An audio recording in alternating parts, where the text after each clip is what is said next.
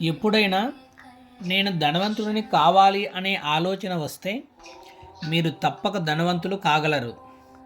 ఈ భూమిపై ఏదైనా సరే పొందాలంటే మొదట ఆలోచన రావాలి. కావున నువ్వు ధనవంతుని ఆలోచన వచ్చినప్పుడు మొదట ధనవంతులు చేసే ఆలోచనలు తెలుసుకో. ఏ వస్తువు కొనాలన్నా వాటి రేటు తగ్గించమని బేరాలు మాత్రం చేయొద్దు. కొనే వస్తువును కొన్న తరువాత చాలా డబ్బులు వెచ్చించాలని బాధపడవద్దు.